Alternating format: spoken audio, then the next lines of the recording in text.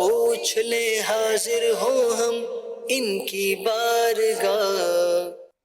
الحمدللہ رب العالمین والصلاة والسلام علی سید المرسلین، اما بعد فاعوذ باللہ من الشیطان الرجیم، بسم اللہ الرحمن الرحیم۔ الصلاة والسلام علیک یا رسول اللہ وعلی آلک واصحابک یا حبیب اللہ۔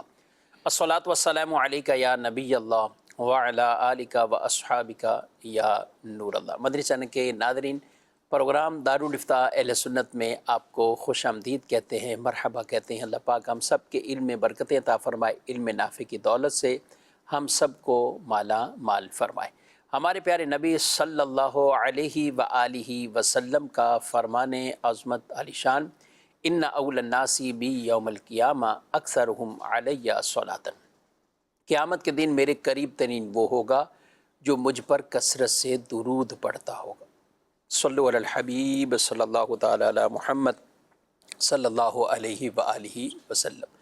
آج کے ہمارے مہمان اور مجیب مفتی محمد جمیل طاری صاحب ہیں۔ حضرت آپ کو خوش آمدید کہتے ہیں۔ جزاکم اللہ کیسے مزاج کرامی آپ؟ الحمدللہ علی کل حال۔ ماشاء اللہ۔ کچھ ہمارے پاس ویڈیو سوالات ہیں، بڑھتے ہیں ناظرین کے ان سوالات کی طرف۔ میرا سوال یہ ہے مفتی صاحب سے کہ اگر نماز وتر میں دعائے قنوت پڑھنا بھول جائیں تو اس کے لیے کیا کرنا چاہیے؟ جی، بہت سے لوگوں کی گویا کہ انہوں نے ترجمانی کی ہے۔ کئی افراد وتر عام طور پر اگر دعائے قنوت بھول جائیں تو رکوع میں چلے جائیں، کیا کرنا چاہیے؟ بسم اللہ الرحمن الرحیم۔ وتر کی نماز واجب ہے، اور وتر کی اس نماز کے اندر تیسری رکعت میں جب ہم سورہ فاتحہ پڑھ لیتے ہیں اور اس کے بعد سورت بھی ملا لیتے ہیں تو اب رکوع میں جانے سے پہلے ہم پر دعائے قنوت پڑھنا واجب ہے، لیکن اس دعائے قنوت سے پہلے تکبیر قنوت کہنا بھی واجب ہے، یعنی ہم نے سورہ فاتحہ پڑھی، سورت پڑھی، اب اس کے بعد اللہ اکبر کہنا ہے، اور یہ ہاتھوں کو دونوں کانوں تک اٹھانا یہ سنت ہے، اور تکبیر کہنا واجب ہے۔ تو دعائے قنوت کی تکبیر کہہ کر دعائے قنوت پڑھی جائے گی۔ اب اگر کوئی دعائے قنوت پڑھنا بھول گیا اور رکوع میں چلا گیا تو اس کا معنی یہ ہے کہ وہ دو واجب اس نے چھوڑ دیے۔ ایک واجب دعائے قنوت کے سے پہلے جو تکبیر قنوت ہے وہ چھوٹی، اور ساتھ ہی ساتھ دعائے قنوت بھی چھوٹ گئی۔ اب وہ رکوع میں ہے تو رکوع میں پہنچنے کے بعد اب واپسی قیام کی طرف نہیں آنا، بلکہ اب اس نماز کو کنٹینیو رکھنا ہے، یعنی جو رکوع سے اب اٹھیں گے، قوما کریں گے، پھر اس کے بعد سجدے میں جانا ہے، اور التحیات ادا کرنے کے بعد پھر ہمیں سجدہ سہو کرنا ہوگا۔ سجدہ سہو کرنے سے یہ نماز درست ہو جائے گی۔ ٹھیک ہے۔ اور اگر کسی ایک نماز میں اگر ایک سے زائد واجب بھی بھولے سے رہ جائیں تو ایک ہی دفعہ جو دو سجدے کرنے کا عمل ہوتا ہے سجدہ سہو کا، وہ کفایت کرتا ہے۔ یعنی تکبیر قنوت بھی اس میں رہ گئی جی، اور دعائے قنوت بھی رہ گئی، تو دو واجب چھوٹے۔ دو واجب چھوٹے، تو آخر میں جو ایک مرتبہ جو سجدہ سہو کرنا ہوتا ہے، یعنی پورا سجدہ سہو یہ ہے کہ التحیات پڑھنے کے بعد سیدھی طرف سلام پھیریں گے اور دو سجدے کریں گے۔ ٹھیک ہے۔ یہ دو سجدوں پر مشتمل جو عمل ہے اس کو ہم سجدہ سہو کرنا کہتے ہیں۔ صحیح۔ تو اگر نماز کے اندر دو تین چار واجبات بھی اگر بھولے سے چھوٹ جائیں تو اس صورت میں بھی ایک دفعہ یہ سجدہ سہو کرنے کا عمل کفایت کرتا ہے۔ ایسا نہیں ہے کہ اب ایک واجب پہ ایک دفعہ سجدہ سہو کیے کہ دو سجدے کیے، دو واجب چھوٹے تو ہمیں دو سجدے اور سجدہ سہو کے کرنے ہوں گے، ایسا نہیں ہے۔ ٹھیک ہے۔ اچھا، اس میں پھر بعض اوقات یہ ہوتا ہے کہ اب رکوع میں یاد آ گیا ہے کہ دعائے قنوت نہیں پڑھی، اچھا واپسی آنا چاہیے یا نہیں، یہ تو آپ بتائیں گے، لیکن اگر نہیں آنا بالفرض پھر بھی کوئی آ گیا تو کیا ہوگا؟ اب چونکہ انسان جب تیسری رکعت کے دعائے قنوت کو بھول کر وہ رکوع میں چلا گیا تو رکوع فرض ہے اور دعائے قنوت پڑھنا فرض نہیں ہے، تو ایک فرض عمل کو چھوڑ کر واجب کی طرف اب واپس آنے کی اجازت نہیں ہے۔ آدمی گناہ گار ہوگا، ناجائز عمل کا مرتکب ہوگا، اب اسے اپنی نماز کو آگے کنٹینیو رکھنا ہے اور سجدہ سہو کر لینا ہے، لیکن پھر بھی اگر کوئی واپس آ جاتا ہے تو اس کا یہ واپس آنے کا عمل ناجائز اور گناہ ہوا، اور اب یہ جو اس نے ایک عمل کیا ہے وہ ناجائز کیا ہے۔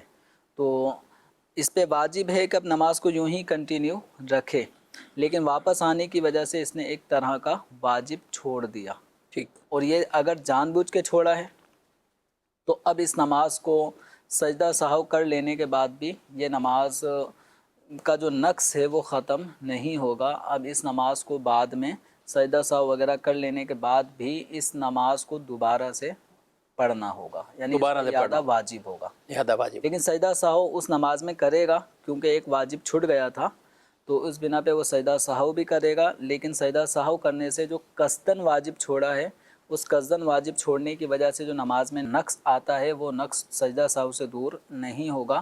اب اس نماز کو دوبارہ سے پھر پڑھنا ہوگا۔ ٹھیک ہے۔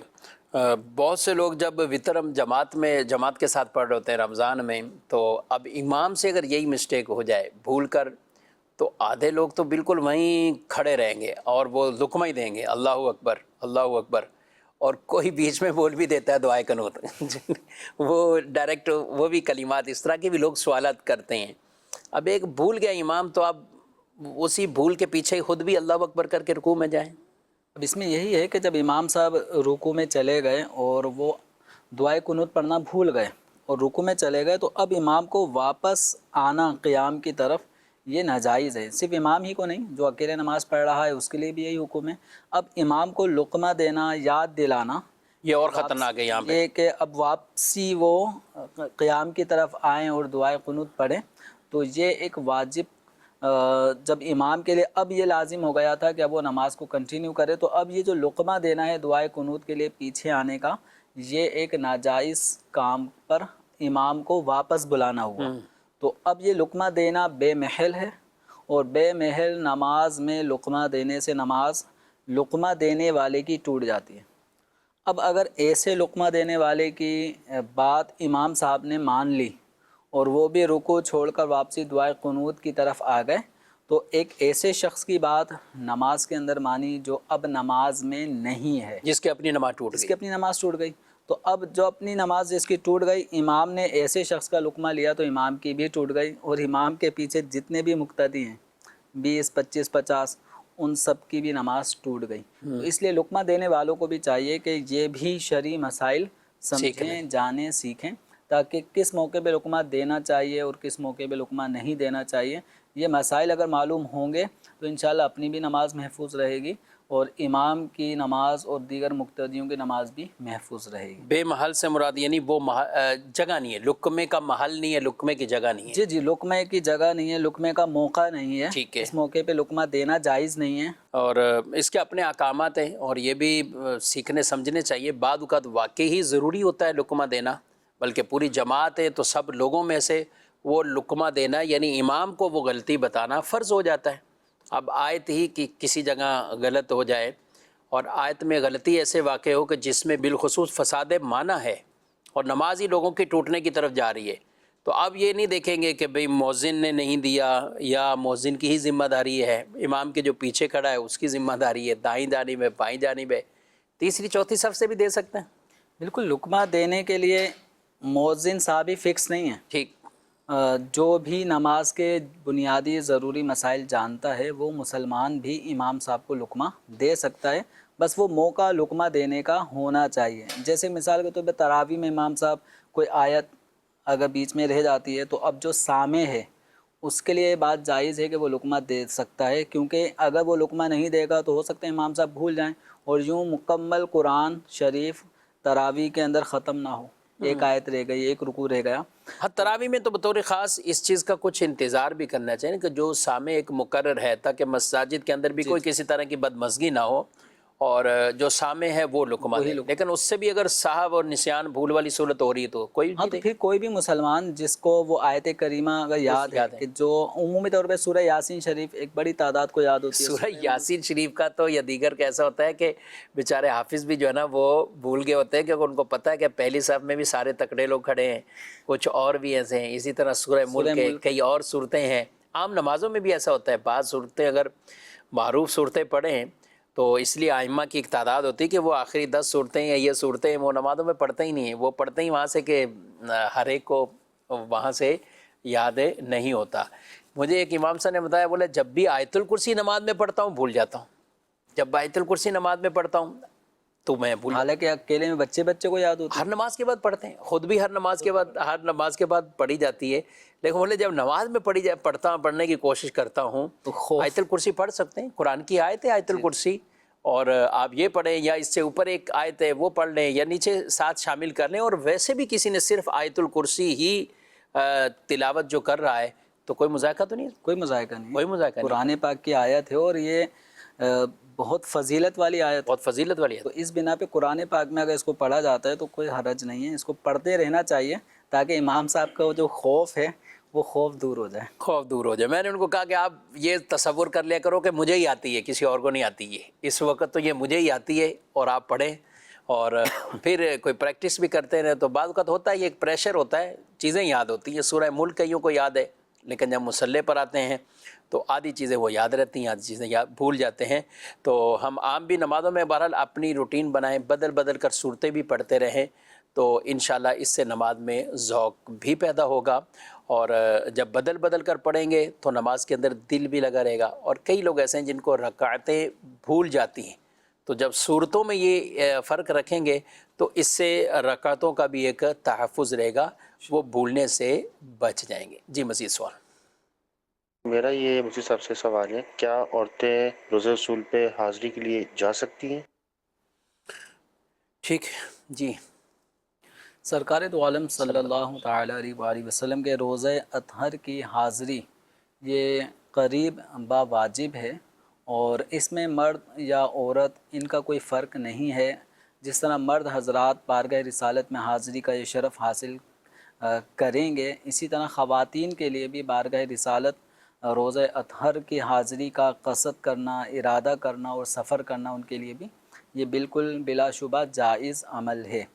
اب یہ الگ بات ہے کہ جہاں حاضری خواتین کی مسجد نبوی شریف میں اس وقت جو ہو رہی ہوتی ہے، وہ جس قدر مزار پر انوار روزہ اطہر کے قریب جا سکتی ہیں وہاں تک ان کی حاضری ہو رہی ہوتی ہے۔ البتہ سنہری جالیوں کے سامنے جو مرد حضرات ہیں، اس وقت جو وہاں کا معاملہ ہے، مرد حضرات ہی وہاں پہ حاضری، معجہ شریف کی معجہ شریف جس کو کہا جاتا ہے، تو وہاں پر مرد حضرات ہی باقاعدہ بالفعل وہ حاضری دے رہے ہوتے ہیں، لیکن خواتین بھی گنبد خضرا کے سامنے جو معجہ شریف کا حصہ ہے وہاں پر کھڑے ہو کر وہ بھی صلاۃ و سلام بارگاہ رسالت میں عرض کر سکتی ہیں۔ اس طرح عورتوں کے لیے پیچھے سے بھی جو جگہ ہوتی کہ جو خاص طور پر اصحاب ان صفہ، سبز جالیوں کے پاس کیا کہیں گے، صفہ کا پشت جو مبارک چبوترا، نبی کریم صلی اللہ تعالی علیہ وسلم کی پشت مبارک کی طرف، جی۔ تو وہ جو سبز جالیاں ہیں تو اس کے قرب تک پیچھے سے بھی ان کو عمومی پہنچنے طور کا پہ وہی ایریا خواتین کے لیے اس وقت جو ہے وہ شیڈول کے مطابق وہاں تک ہی ان کی حاضری ہوتی ہے، جہاں اصحاب صفہ کا چبوترا بھی ہے، اور حضرت فاطمۃ الزہرا رضی اللہ تعالی عنہا کا جو حجرہ مبارکہ، غالباً وہ جو سبز جالیاں آپ کہہ رہے ہیں جی وہ حجرہ مبارکہ خاتون جنت رضی اللہ تعالی عنہا کا، تو وہ اسی کے آگے کی جانب سرکار دو عالم صلی اللہ علیہ وسلم کا روزہ اطہر ہے، جو سبز گنبد شریف کے بالکل عین نیچے جو حجرہ عائشہ تو صدیقہ رضی اللہ تعالی عنہا ہے، اس میں سرکار دو عالم صلی اللہ علیہ وسلم بنفس نفیس جلوہ فرما ہیں، اور آپ صلی اللہ تعالی علیہ وسلم کے پہلو میں جو مزار ہے وہ حضرت سیدنا صدیق اکبر رضی اللہ تعالی عنہ کا ہے، حضرت عمر فاروق رضی اللہ تعالی عنہ کا ہے، اور ایک مزار اور بھی اس حجرہ مبارکہ میں بنے گا، اور وہ حضرت سیدنا حضرت عیسیٰ علی نبینا علیہ صلاۃ والسلام کا ہوگا جب آپ دنیا میں تشریف لائیں گے، اور جب آپ اپنی عمر مکمل فرمائیں گے تو آپ کی تدفین روضہ رسول صلی اللہ تعالی علیہ وسلم کے اس حجرے میں ایک جگہ باقی ہے، وہاں پر آپ کی تدفین ہوگی۔ قرب قیامت کا جو واقعہ خود ہی روایات میں جو بیان جی کیا۔ جی جی اچھا، یہاں ایک بات کی طرف جمیل صاحب، عورتیں حاضری ضرور دیں، یہ یہاں پہ نبی پاک صلی اللہ علیہ وسلم کے روزہ مبارک کی حاضری قریب با واجب جسے حکم فرمایا گیا، لیکن علماء یہاں کتنی تاکید کرتے ہیں کہ آداب کا خیال رکھنا، احترام، آداب، آوازیں پست رکھنا۔ یہاں مسجد نبوی شریف میں جو اس وقت حاضر ہوں، مرد بھی جو اپنے جگہوں پر ہیں، کیونکہ عورتوں کا الگ ہے، مردوں کا ظاہر ہے، جب عورتوں کی حاضری کا ٹائم ہوتا ہے تو وہاں سے مردوں کو خالی کر لیا جاتا ہے، اور وہ عورتیں آ کر آگے قریب آتی، لیکن ایک عجیب قسم کا مطلب ایک شور و گل، عورتوں میں بھی بہت زیادہ دھکم پہ، آگے سے پھر شور شرابہ، تو ان چیزوں کے آداب کا خیال رکھنا کتنا اہم؟ بالکل، دیکھیں ایک عام محفل ہو، مجلس ہو، اس کے بھی آداب ہیں کہ شور نہ کیا جائے. پھر چونکہ یہ جو جگہ ہے یہ ایک مسجد ہے، اللہ تعالیٰ کا گھر ہے. پھر مسجدوں میں بھی اعلیٰ درجے کی مسجد حرام کے بعد فضیلت میں مسجد نبوی شریف کا درجہ ہے. پھر مسجد نبوی شریف میں ہی سرکار دو عالم صلی اللہ تعالیٰ علیہ وآلہ وسلم کا حجرہ مبارکہ، اور اس میں آپ صلی اللہ تعالیٰ علیہ وسلم کا مزار پر انوار. اب اس کے قرب میں پھر وہ خواتین کا ایک دم بھگدڑ مچنا. اچھا، یہی حال مردوں میں بھی پایا جاتا ہے کہ جب مواجہ شریف میں حاضری کا ہو یا ریاض الجنہ میں حاضری کا بھی ہو تو بعض اوقات وہاں پہ بھی ایک دم بھگدڑ کہ پہلے میں چلے جاؤں، اس دوران ٹکراؤ، پھر اس میں کسی کا پاؤں کچلا جانا. خواتین میں یہ چیز کچھ زیادہ سننے کو ملتی ہے. مسجد نبوی شریف میں اور دیگر جگہوں پہ بھی اگر مسلمان مرد حضرات اگر عبادت میں مصروف ہوتے ہیں اور خواتین کا وہ اس وقت زیارت کا ٹائم ہوتا ہے تو آوازیں بہرحال آتی ہیں جس میں بھگدڑ مچنا، چیخ پکار. اب اس میں آپس میں گفتگو، تو مرد ہوں یا خواتین ہوں ان سب پر لازم ہے کہ مسجد کے آداب کو ملحوظ رکھیں. اور مسجد کے آداب میں یہ بھی ضروری ہے کہ کسی قسم کا شور نہ ہو. حتیٰ کہ اگر مسجد میں کوئی چیز رکھنی ہو تو اس کو اوپر سے نہ چھوڑیں. جیسے اگر کوئی عصا یا چھڑی جس کے پاس ہے تو وہ اوپر سے نہ چھوڑے. خواتین اکثر اپنے ساتھ بیگ لے کے جاتی ہیں تو وہ بیگ اوپر سے ہی نہ چھوڑ دیں کہ اس کے زمین پہ آنے کی دھمک محسوس ہو. چلنے کے اندر بھی اس بات کا خیال رکھیں، چاہے مسجد نبوی شریف ہو، مسجد حرام ہو یا عام جو ہماری مساجد ہیں، اس میں بھی مرد حضرات کو اس بات کا خیال رکھنا چاہیے کہ دوڑیں نہ لگائیں، بھگدڑ نہ لگائیں. بالکل سلیقے سے، وقار سے، سکون اور اطمینان کے ساتھ ہمیں مسجد کے اندر چلنا ہے.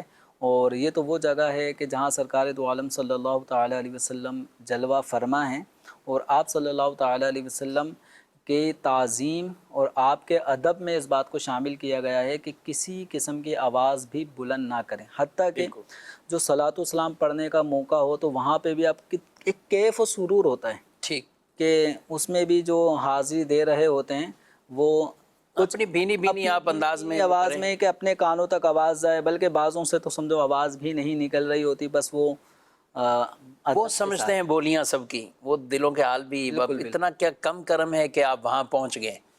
تو اب آپ کچھ ہی فاصلے پر ہیں.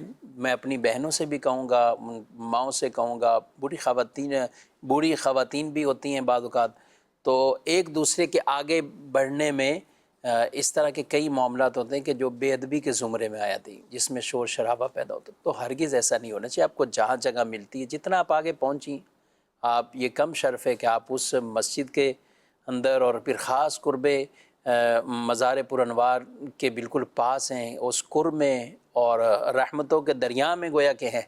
تو آپ اس وقت وہیں اپنے جو بھی نفل پڑھنے ہیں اگر مکروہ وقت نہیں ہے، اور اسی طریقے سے تسبیحات جو بھی آپ کچھ اس طرح کے پڑھنا ہے تو آپ وہ پڑھیے. درود و سلام نبی پاک صلی اللہ علیہ وسلم کی ذات پر آپ پیش کرتے ہیں. تو ان چیزوں کا بہرحال یہ ہماری بہنوں کو بھی خیال رکھنا ہے، بھائیوں کو بھی خیال رکھنا ہے. مواجہ شریف کی طرف جا رہے ہیں تو اب پتہ نہیں یہ کیا مطلب، ہر ایک انسان وہاں پر تقریباً کہیں کہ اکثریت کے جمیل صاحب تو موبائل ہاتھ میں اوپر یوں ہوتا ہے. میں یہاں پہ ایک اور بات بھی عرض کرنا چاہوں گا. مواجہ شریف پر جا رہے ہیں اور پھر اب مقدس مقام پر کئی لوگ ویڈیو کال کر رہے ہوتے ہیں. اچھا، وہ یہاں پہ ویڈیو کال کے ذریعے خود وہ مواجہ شریف کی طرف بڑھ رہے ہیں. ہونا تو یہ چاہیے کہ اس وقت تو آپ کے پاس آپ کا کوئی دوست یہ وہ سب بھول جائیں میرے بھائی. آپ اپنی ایک مجرم کی حیثیت سے جا رہے ہیں، اور مجرم جب بارگاہ میں جا رہا ہو تو اس کی کیا کیفیت ہونی چاہیے، کیا اس کی حالت ہونی چاہیے اس وقت. تو آپس کی گفتگو بھی نہ ہو، آپس میں بھلے آپ کوئی دوست احباب ہیں، رشتہ دار ہیں، کوئی بھی ہیں، لیکن آپ وہاں ایک غلام اور مجرم کی حیثیت سے جا رہے ہیں. اس وقت آپ یہ نہ کریں کہ دیگر چیزوں کے اندر مشغول ہو جائیں. علماء نے لکھا ہے یہاں تک کہ مسجد نبوی شریف اس کی بھی ایک اپنی ادارہ خوبصورت اور اس کی تزئین ہے اور خوبصورت سے پلر ہیں، خوبصورت لائٹیں ہیں، خوبصورت چھتیں ہیں، سب کچھ خوبصورت ہے، لیکن فرمایا کہ جب حاضری کے لیے جائیں تو اس وقت اس کی خوبصورتی کی طرف بھی توجہ نہ کریں، توجہ صرف بارگاہ رسالت کی طرف. جب جا رہے ہیں تو آپ توجہ کہ میں اپنے آقا صلی اللہ علیہ وسلم کی بارگاہ میں ایک مجرم کی حیثیت سے میں حاضر ہو رہا ہوں. کئی لوگ ایسے ہوتے ہیں کہ اس وقت اپنے موبائلوں پر اپنے گھر والوں کو ویڈیو کال پر لیتے ہیں، کچھ ویسے ویڈیو بنا رہے ہوتے ہیں، کچھ لائیو کر رہے ہوتے ہیں، اور بعض وہ لوگ جو ویڈیو کال کے ذریعے گھر والوں کی بات کرا رہے ہوتے ہیں، اور بات کیا مطلب ان کو دکھا رہے ہوتے ہیں، خود باتیں بھی کر رہے ہوتے ہیں. عجیب منظر ہوتا ہے. اور اس میں ایک اور کتنی بے پردگی والا معاملہ کہ آپ اپنے گھر سے اپنی والدہ، بہن، بیوی، کسی سے بھی آپ بات کر رہے ہیں، آپ نے موبائل یوں کیا ہوا ہے، ٹھیک ہے، کہ وہ یہ منظر دیکھ لیں اور ان کو سب لوگ دیکھ رہے ہیں.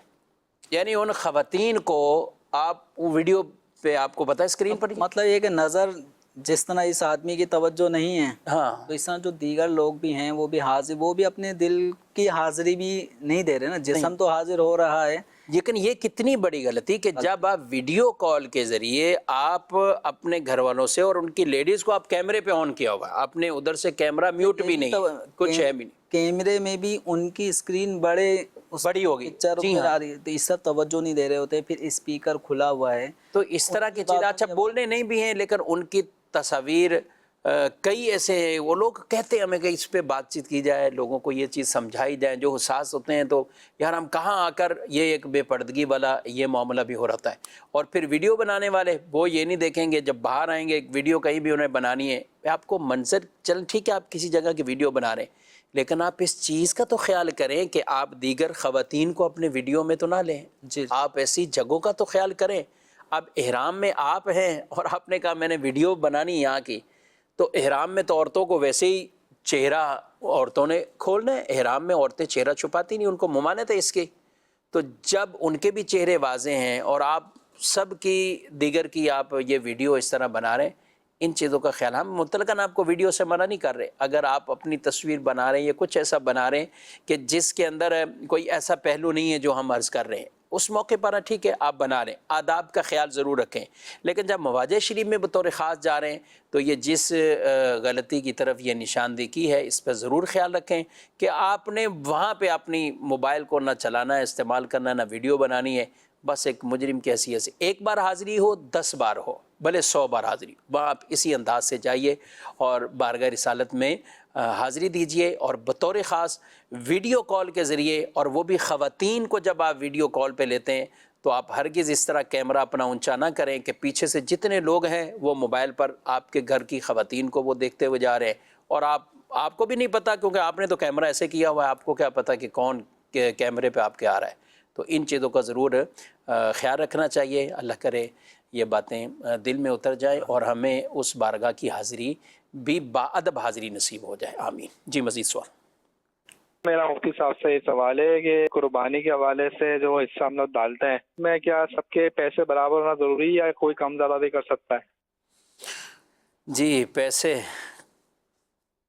دیکھیں اس کے اندر اگر اجتماعی قربانی کا یہ سلسلہ ہے تو پھر اس کے اندر رقم کا برابر ہونا ہی ضروری ہے، تاکہ کسی کی بھی رقم کی کمی بیشی کی وجہ سے دوسروں کو اعتراضات کا موقع ملے گا. البتہ یہ الگ بات ہے کہ آپ نے اپنا پرسنل ایک جانور بڑا لے کر آئے اور اس میں کوئی آدمی کہتا ہے کہ مجھے بھی آپ ایک حصے دار بنا لیں، ٹھیک، تو اب آپ نے مثال کے طور پہ 70,000 روپے کا ایک بڑا جانور لے کر آئے ہیں اور ایک حصے کی ویلیو اس میں 10,000 روپے بنتی ہے. اب کسی آدمی کو اس اپنے اس جانور میں ایک حصے میں اگر آپ شامل کرنا چاہیں تو آپ اس کو 5,000 روپے میں بھی ایک حصہ کر سکتے ہیں. ٹھیک، یعنی اپنا ذاتی بڑا جانور ہے تو اس میں آپ بھلے 10,000 کے بجائے 9,000 میں بھی آپ اس کو پارٹنر بنا سکتے ہیں. لیکن جب اجتماعی قربانی کا سلسلہ ہوگا تو وہاں پہ ہر آدمی کی جو رقم ہو وہ برابر ہونی چاہیے، تاکہ کسی بھی آدمی کے ساتھ یہ کمی بیشی کا معاملہ یہ دیگر لوگوں کے حقوق پر ایک طرح کی زد اس سے واقع نہ ہو اور اس سے لوگوں کو اعتراضات کے مواقع بھی ملیں گے. پھر چونکہ یہ سب کی طرف سے آپ وکیل ہوں گے اجتماعی قربانی کا جانور خریدنے کی صورت میں، تو پھر ہر ایک کے جتنے رقم لگے گی خریداری میں تو وہ اتنے ہی حصے کا پھر مالک ہوگا. اور اگر رقم کم ہوگی تو پھر اس جانور کے اندر 7ویں حصے سے کم اس کی ملکیت ہوگی، پھر مسائل ہو سکتے پھر ہیں. مسائل اجتماعی قربانی میں ہو سکتا ہے کسی کی بھی قربانی نہ ہو، ایسے مسائل بھی آ سکتے ہیں۔ گھریلو فیملی کے اندر کچھ اس طرح کی گنجائش ہے؟ جی اس کے اندر کوئی مذائقہ نہیں ہے کہ اس کے اندر ہم یہ رعایت کر سکتے ہیں کہ یہاں حتیٰ کہ یوں بھی ہو سکتا ہے کہ بڑے جانور میں کسی کو کہا کہ ایک حصہ ہم آپ کا اس میں شامل کرتے ہیں، اور وہ بھی کہتا ہے ٹھیک ہے میری طرف سے آپ ایک حصہ شامل کر وہ لیں، پیسے نہ بھی لیں؟ پیسے نہیں لے رہے، ٹھیک ہے، ٹھیک تو یوں بھی ہو سکتا ہے۔ ٹھیک ہے. بہرحال اس طرح کے جو بھی ہے تو اس میں جو اجتماعی قربانی ہے اس کے حوالے سے بطور خاص ان چیزوں کا ضرور خیال رکھنا ہے، کیونکہ اس میں ہم وکیل ہیں، ہم اپنی طرف سے یوں تصرفات نہیں کر سکتے. سوال ہے آزاد کشمیر سے، کہتے ہیں کہ میرے سوال انہوں نے کہا ہے کہ فجر کی نماز میری قضا ہو جاتی ہے تو اس میں قضا پڑھی جا سکتی، کیا کرنا چاہیے؟ فجر کی نماز قضا ہونے کا معنی یہ ہے کہ فجر کی نماز کا وقت ختم ہو گیا، یعنی سورج طلوع ہو کر نکل آ چکا ہے، تو یہ فجر کی نماز قضا ہو گئی۔ تو اب فجر کا وقت ختم ہونے یعنی سورج طلوع ہونے کے بعد سے 20 منٹ مزید یہ وقت اب ہوتا ہے مکروہ اوقات میں سے ایک پہلا وقت ہے۔ اس وقت کے اندر کوئی نفل، کوئی فرض، کوئی قضا یہ نمازیں نہیں پڑھ سکتے۔ تو اب اس صورت میں یہ 20 منٹ کا دورانیہ گزرنے کے بعد اب فجر کی نماز کو قضا کیا جائے گا۔ اس کے اندر سنت فجر بھی پڑھیں اور فجر کے فرض بھی ادا کریں۔ اور یہ جو فجر کی نماز کا قضا ہو جانا ہے یہ اگر معمول میں شامل ہو رہا ہے تو اس کا معنی یہ ہے کہ سونے والا وہ نماز کا اہتمام کر کے نہیں سو رہا، یا جیسا اہتمام ہونا چاہیے اس اہتمام کی طرف کچھ غفلت کوتاہی پائی جا رہی ہے، تو اس طرح قصداً نماز قضا کرنے کی صورت پائی جا رہی ہے، اور یہ گناہ کا عمل ہے۔ اس پر بھی اللہ تبارک و تعالیٰ کی بارگاہ میں سچی توبہ کرنی ہے اور فجر کی نماز کے لیے اہتمام کرنا ہے۔ اس کا ایک طریقہ یہ ہو سکتا ہے کہ الارم صرف ایک نہ لگائیں، ٹھیک، ایک سے زائد موبائل کے اندر تو آپشن ہوتے ہیں، آپ جتنے چاہیں الارم سیٹ کر سکتے ہیں۔ تو نماز سے آدھا گھنٹے یا مناسب وقت پہ آپ جماعت سے پہلے کا الارم لگا لیں۔ یوں بھی ممکن ہے کہ اپنے موبائل کی رنگ ٹون آن رکھیں اور امام صاحب سے، مؤذن صاحب سے، کسی سے کہہ دیں کہ فون کر لیں، آپ طے کر لیں کہ اس ٹائم آپ مجھے نماز کے لیے اٹھا دیا کریں، تو اس سے انشاءاللہ نمازیں قضا نہیں ہوں گی۔ بعض اوقات یہ موبائل والے الارم کسی کے لیے کوئی معنی نہیں رکھتے، یعنی ان کو ان سے جتنی بھی بڑی آواز ہو تو آپ پھر تھوڑا سا کوئی اچھا والا، وہ پرانے بھی اسٹائل کے جو الارم ہوتے ہیں جی نا، وہ گھڑیال ٹائپ کے جس کے اوپر بھی وہ گھنٹی نما وہ باقاعدہ بجتے ہیں، تو اس سے کوئی امید ہے گھر میں اتنے افراد ہوتے ہیں کوئی نہ کوئی تو جاگ ہی جائے گا، تو یہ اہتمام کرنا چاہیے۔ اگر ہماری کسی کی فلائٹ اس وقت ہو اور ٹرین ہو یا کوئی اور ٹکٹ ہو یا پیسے جہاں پہ ضائع ہونے کا کوئی اندیشہ ہے، یا بچوں کی وین ہی اگر اس ٹائم آتی ہے اور اس سے پہلے ہم کتنے اہتمام کرتے ہیں، پتہ ہے وین چلے گی تو بچے کو اب خود چھوڑنے جانا پڑے گا۔ تو اس لیے جب دنیاوی اپنے معاملات کے لیے خیال رکھتے ہیں تو محترم ناظرین کرام، نماز سب سے بڑھ کر اہمیت والی ہے، تو اس کے لیے ضرور اس طرح کا ہمیں اہتمام کرنا ہے۔ اپنے گھروں میں ایسا ماحول ہو کہ اگر دوسرے آ کر اٹھائیں بھی تو کوئی کسی کے ساتھ لڑائی جھگڑے والا قطعاً یہ معاملہ نہیں ہونا چاہیے۔ اور انشاءاللہ جب نیت پکی ہوگی تو نماز، کیونکہ ایک نماز بھی جان بوجھ کر قصداً چھوڑ دینے والا، قضا کر دینے والا شخص، وہ اس کا نام جہنم کے دروازے پر لکھ دیا جاتا ہے، اور اس دروازے پر جس سے وہ داخل ہوگا جب تک وہ توبہ نہیں کرتا، اس نماز کی قضا نہیں کر لیتا، یعنی توبہ کا تقاضا یہی ہے کہ اپنی نماز کو وہ پڑھ لے، تو ان چیزوں کا بہرحال اہتمام رکھنا اس چاہیے۔ میں ایک چیز یہ بھی کہ جلدی سونا بھی فجر کی نماز میں اٹھنے میں مددگار ثابت ہوتا ہے۔ اب رات 1-2 بجے تک اگر جاگتے رہیں گے اور اب فجر کی امید رکھیں گے تو میرے خیال میں موبائل میں یا ویسے ہی جتنے الارم لگا لیں تو بس الارم بج کے وہ خاموش ہو جائیں گے، لیکن اس کی ہو سکتا ہے کہ ذرا سی بھی نیند میں کوئی فرق نہ آئے۔ تو اس لیے جلدی سونا بھی فجر کی نماز میں اٹھنے کے لیے ایک مددگار صورت ہے۔ اب اس کے لیے 11 بجے سو جائیں، کم از کم 12 بجے سو جائیں تاکہ فجر کے اندر اٹھنا آسان رہے۔ اچھا، ایک سوال ہے بڑا مطلب عجیب لگا مجھے، کہتے ہیں کہ کیا تھوڑے سے سود پہ تو قرض لیا جا سکتا ہے؟ یعنی یہ کہہ رہے ہیں کہ سود زیادہ دینا پڑے تو سود ہے، لیکن کوئی بالکل مائنس سا سود ہے، تھوڑا سا سود دینا پڑ رہا ہے، کیا اس پہ بھی لیا جا سکتا ہے؟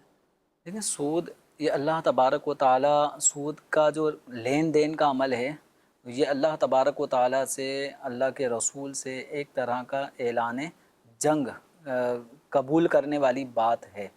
تو اب وہ چاہے 1 روپے کا سود ہو یا 1000 روپے کا سود ہو، کسی بھی مسلمان کے لیے سود کا 1 پیسہ بھی حرام ہے۔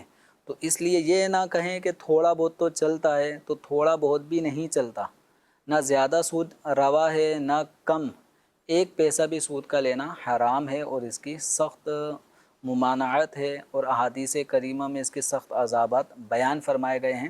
سود کے لینے والے، دینے والے، سود کو لکھنے والے، سودی معاہدے لکھنے والے اور اس معاہدے پہ گواہ بننے والے، ان سب پر لعنت فرمائی گئی اور فرمایا گیا کہ یہ سب گناہ میں برابر ہیں۔ اللہ تبارک و تعالی ہم سب مسلمانوں کو سود کی لعنت سے، سود کے کام سے ہم سب کو محفوظ فرمائے۔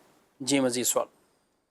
میں جب دعا قنوت بھول جائیں امام صاحب تو یہ معلومات کرنا سے لقمہ کیوں نہ دیں؟ ان کو اگر نہیں دیں گے تو ان کو کیا پتہ چلے گا میں نے غلطی کی ہے؟ ان کو لقمہ کیوں دیں گے نہیں پتہ، کیا کہیں گے یار ان کو پتہ کیسے چلے گا میں نے غلطی کی ہے؟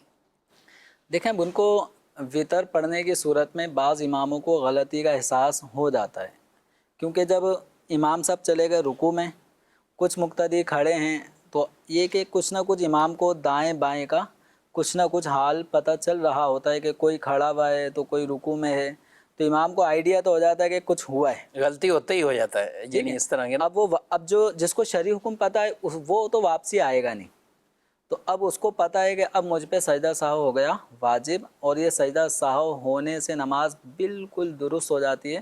اس حوالے سے مقتدی حضرات کو بھی ٹینشن فری رہنا چاہیے۔ امام بالکل ٹینشن فری ہوتا ہے، اس کو پتہ ہے کہ اب سجدہ سہو کر لوں گا اور نماز کا یہ ترک واجب سجدہ سہو کرنے سے اس کی تلافی ہو جائے گی۔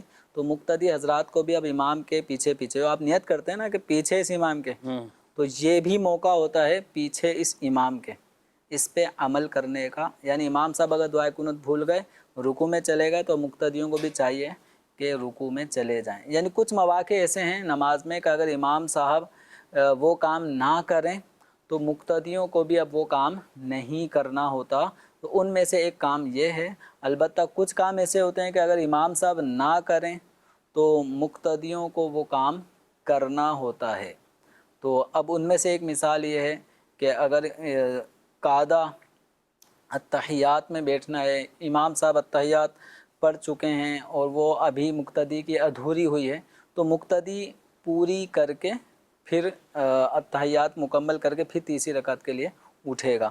تو بہرحال ہمیں امام کے پیچھے پیچھے نماز کی ادائیگی کرنی ہے، اور نماز کے مسائل بنیادی طور پہ اگر سیکھیں گے تو سیکھنے سے بہت سارے احکامات بھی ہمیں معلوم ہوں گے کہ کن کن معاملات میں امام سے اگر غلطی ہو رہی ہے تو ہم اس کا ساتھ دیں گے، اور کن معاملات میں ہم امام کی غلطی میں ساتھ نہیں دیں گے۔ مثلا امام صاحب اگر چوتھی رکعت کے قاعدہ کرنے کے بعد 5ویں کے لیے کھڑے ہو رہے ہیں، اب مقتدیوں کو حکم یہ بیٹھے رہیں، اب نہ مانیں، ٹھیک ہے، اب نہیں مانیں گے۔ اچھا اسی طرح چوتھی رکعت میں بیٹھنا تھا، امام صاحب بیٹھنے کے بجائے وہ 5ویں کے لیے کھڑے ہو رہے ہیں، یہ وہ موقع ہے کہ جہاں پہ مقتدی امام صاحب کو لقمہ دیں گے۔ ٹھیک، بھلے امام صاحب کھڑے ہو گئے 5ویں رکعت کے لیے، ان کو لقمہ دیں گے، بھلے امام صاحب 5ویں رکعت کے رکوع میں چلے گئے، ان کو لقمہ دیں گے اور ان کو اتحیات کی طرف لائیں گے۔ صحیح۔ تو کچھ مواقع ایسے ہیں جہاں پہ مقتدی امام کی بات نہیں مانیں گے، بیٹھے رہیں گے۔ اب امام صاحب اگر نہیں آتے تو وہ ان کا میٹر ہے، مقتدی حضرات اتحیات مکمل کر کے نماز کو مکمل کر سکتے ہیں۔ مطلب امام 5ویں کے لیے کھڑے ہوئے ہیں، مقتدی وہ آئی نہیں، پھر وہ 5ویں کا بھی سجدہ کر رہے ہیں امام، تو وہ مقتدی اپنا سلام پھیر کے مقتدی اپنا سلام پھیر لیں، ہوگی نماز ان کے۔ مقتدیوں کی ہو جائے گی۔ ٹھیک ہے جی، مزید سوال۔ مفتی صاحب سے میرا یہ سوال ہے کہ نبی پاک صلی اللہ علیہ وآلہ وسلم کا کھانا پینا کس طرح کا ہوا کرتا تھا؟ چند چیزیں ایسی بتائیے جو حضور علیہ الصلوۃ والسلام کو بہت پسند تھی۔ جی، مدنی چینل پر ایک سلسلہ بھی پیش کیا، نبی پاک صلی اللہ علیہ وسلم کی مبارک غذائیں آپ صلی اللہ علیہ وسلم کیا کھانے میں پسند فرمایا کرتے تھے۔ اس طرح قبلہ شیخ طریقت امیر اہل سنت دامت برکاتہ العالیہ، آپ کی کتاب ہے پیٹ کا قفل مدینہ، تو اس کتاب میں بھی بہت سی ایسی چیزیں اور معلومات کہ رسول اللہ صلی اللہ علیہ وسلم کون سی چیزیں کھانے میں کیسے پسند فرمایا کرتے تھے۔ آپ کیا کہیں گے؟ کچھ مختصراً 1-2 چیزیں۔ سرکار دو عالم صلی اللہ علیہ وسلم کو لوکی شریف یہ بھی پسند تھا، بلکہ اس کو تو آپ صلی اللہ تعالیٰ علیہ وآلہ وسلم نے جو کھانے کا برتن تھا اس میں تلاش کر رہا تلاش فرمایا کرتا. تو حضرت انس رضی اللہ تعالیٰ عنہ نے جب یہ منظر دیکھا تو آپ نے بھی اس بات کو اپنے اوپر لازم کر لیا کہ آپ کے ہر کھانے میں لوکی کے پیس ہوا کرتے تھے، کہ آپ صلی اللہ تعالیٰ علیہ وسلم کا لوکی تلاش کرنا یہ پسند کی ایک علامت ہے. اسی طرح نبی پاک صلی اللہ تعالیٰ علیہ وآلہ وسلم کو بکری کے گوشت میں جو اس کے بازو والا جو گوشت ہوتا جس کو ہم دستی کا گوشت کہتے ہیں، تو آپ صلی اللہ تعالیٰ علیہ وسلم کو بکری کے گوشت میں دستی کا گوشت یہ پسند تھا، اور یہ بھونا ہوا جو گوشت ہے تو یہ آپ صلی اللہ تعالیٰ علیہ وسلم پسند فرماتے تھے. کھجور یہ آپ صلی اللہ علیہ وسلم کے عام معمولات میں کھانے غذا کے اندر شامل ہے. ککڑی بھی آپ صلی اللہ تعالیٰ علیہ وسلم سے کھانا ثابت ہے. ٹھیک ہے، کئی چیزیں یہ کھانی، اور کئی حالتیں ایسی کہ آپ صلی اللہ علیہ وسلم بھوک کی حالت میں بھی رہا کرتے تھے. یہ کیفیات بھی ایک مرتبہ گھر سے باہر تشریف لائے سیدنا ابو بکر و عمر رضی اللہ تعالیٰ عنہما، تو انہوں نے رسول اللہ صلی اللہ علیہ وسلم سے پوچھا، دریافت کیا، تو آپ نے ان سے پوچھا کہ تم کیسے آئے؟ تو کہ ہمیں بھوک کی وجہ سے ہم گھر سے باہر آئے. تو آپ صلی اللہ علیہ وسلم نے بھی یہی سبب بیان فرمایا. اور آپ کئی مرتبہ اس طرح یعنی روزوں کے بھی آپ کے اتنے معمولات ہیں کہ جس میں کھجور اور دودھ یا پانی پر یہی سحر ہے، یہی افطار ہے، یعنی یہ بھی بکثرت آپ صلی اللہ علیہ وسلم. اور اس طرح کے جو معاملات ہیں یہ آپ کے اختیاری ہیں، یہ آپ کے اختیاری ہیں. آپ کے کھانوں میں ڈشز اس طرح نہیں ہوتی تھی کہ دسترخوان میں مختلف انواع کے ہر وقت ہی کھانے ایسے بھرے ہوں، ایسے آپ کے عام معمولات میں سے وہ نہیں تھا. اس امت کے لیے، اس امت کے جو غریب افراد، یعنی آپ صلی اللہ علیہ وسلم نے یہ کیفیت خود اختیار کی، ورنہ چاہیں تو سونے کے پہاڑ بن کر آپ کے ساتھ چلیں اگر اشارہ فرما دیں، اگر چاہیں تو آپ اشارہ کریں تو بارش برستی بھی ہے، بارش رکتی بھی ہے، تو آپ چاہیں تو کیا کچھ نہ ہو سکتا تھا. لیکن یہ چیزیں آپ صلی اللہ علیہ وسلم نے خود اختیار فرمائی ہیں تاکہ امت بھی اپنے ان معاملات میں خواہشات پہ کنٹرول، یا جس کے پاس نہیں ہے تو وہ کوئی اپنے آپ کو احساس کمتری میں نہ پڑے. تو اس طرح کی چیزیں. بعض کا سیرت کی یہ چیز بھی کہ ایک ایک مہینہ گزر جاتا تھا، اہل بیت اطہار رضی اللہ تعالی عنہم ان کے گھرانے میں چولہا روشن نہیں ہوا کرتا تھا. ایک ایک مہینے کا یہ بھی ایک طویل عرصہ مہینی آپ یوں بھی گزر جاتا تھا. یہ بھی کیفیات آپ صلی اللہ علیہ وسلم کی سیرت میں، آپ کے اہل بیت کی سیرت میں موجود ہیں. تو لہذا آج کے اس دور میں ہمیں یہ چیزیں بالکل پراپر سمجھنی چاہیے. اگر کسی چیز کی کمی ہے تو یہ نہیں کہ بندہ پھر سودی قرضوں کی طرف چلے جائے، ناحق طریقے سے مال کے حصول کی طرف چلے جائے، اپنے کھانے پینے پہننے یا ان چیزوں کی خواہشات کو تکمیل کرنے کے لیے وہ پھر غلط راستے اختیار کرے. تو ایسا ہرگز سے نہیں ہونا چاہیے. رسول اللہ صلی اللہ علیہ وسلم کی یہ مبارک سیرت اپنے سامنے ہمیں رکھنی چاہیے. ناظرین کرام، پروگرام کا وقت تو اپنے اختتام کو پہنچا ہے. اللہ پاک ہمیں بھی بار بار حج بیت اللہ کی توفیق عطا فرمائے. آمین بجاہ النبی صلی اللہ علیہ وسلم. ہادی و رہنما ہمارے علماء، ہو کبھی درپیش جو کوئی مسئلہ، پوچھ لیں حاضر ہوں ہم ان کی بارگاہ.